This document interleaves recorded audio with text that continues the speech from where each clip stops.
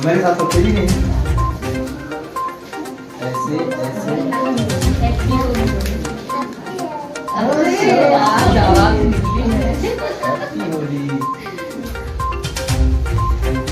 नहीं, ये रूटीन में मेरे हैं पिछले 3 साल से। हर एक त्यौहार पर मैं त्यौहार के एक दिन पहले या त्यौहार के दिन मैं आता हूँ यहाँ पे, बच्चों के साथ ही त्यौहार मनाता हूँ, थोड़ी देर के लिए ही सही।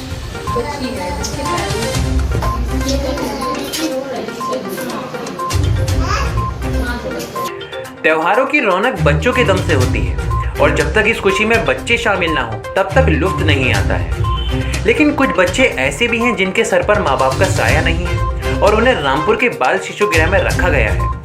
ऐसे ही बच्चों की खुशियों का ख्याल रखने के लिए मुरादाबाद मंडल कमिश्नर अंजने कुमार सिंह किसी भी त्यौहार से एक दिन पहले या त्यौहार के दिन जरूर आते हैं और यही नहीं, वह इन बच्चों को उपहार भी भेंट करते हैं। कुछ इसी तरह का नज़ारा होली के एक दिन के बाद भी देखने को मिला, जब कमिश्नर इस बाल गृह में पहुंचे और यहां पर मौजूद बच्चों को उपहार भेंट किए। आइए दिखाते हैं क्या है पूरा मामला। मुरादाबाद मंडल कमिश्नर अंजने कुमार सिंह काफी दिनों तक रामपुर के डीएम रह चुके हैं। उनके इसी कार्यकाल के दौरान उनके यहाँ पर स्थित राजकीय बाल गृह शिशु दत्तक ग्रहण इकाई में मौजूद बिन माँ बाप के बच्चों से काफी लगाव हो गया था और उनका ये लगाव बच्चों के प्रति कमिश्नर बनने के बाद आज भी जारी है। वे इसी सिलसिले को आगे बढ़ाते हुए होली के अगले दिन बाल शिशु गृह पहुंचे और यहाँ पर मौजूद बच्चों के संग होली की खुशियाँ बांटी, साथ ही बच्चों को उपहार भी भेंट किए। नहीं, ये रूटीन में मेरे हैं पिछले 3 साल से। हर एक त्यौहार पर मैं त्यौहार के एक दिन पहले या त्यौहार के दिन मैं आता हूँ यहाँ पे, बच्चों के साथ ही त्यौहार मनाता हूँ, थोड़ी देर के लिए ही सही। और ये मेरा रूटीन है। इससे एक तो यहाँ की व्यवस्थाओं के बारे में भी मुझे पड़ताल हो जाती है कि बेहतर चल रही है कि नहीं, क्योंकि इसमें काफ़ी सुधार किया है। जब से ये 2019 में इसको टेक ओवर किया था मैंने एज ए डीएम, और तब से लेके अभी तक काफ़ी इम्प्रूवमेंट्स किए हैं हमने। और बीच में उसके बाद जो टीम थी पूरी सीडीओ के नेतृत्व में, सीडीओ, डीपीओ और यहाँ पे जो पीओ थे, उन सारे लोगों ने मिलकर सीडीओ के नेतृत्व में इसमें काफ़ी ट्रांसफॉर्मेशन कर दिया और अभी इसको बीच में आईएसओ सर्टिफिकेट भी दिलाया गया था। हमारा कॉन्सेप्ट ये था कि बच्चों को वो सारी सुविधाएं मिले जो हमारे बच्चों को मिलती हैं।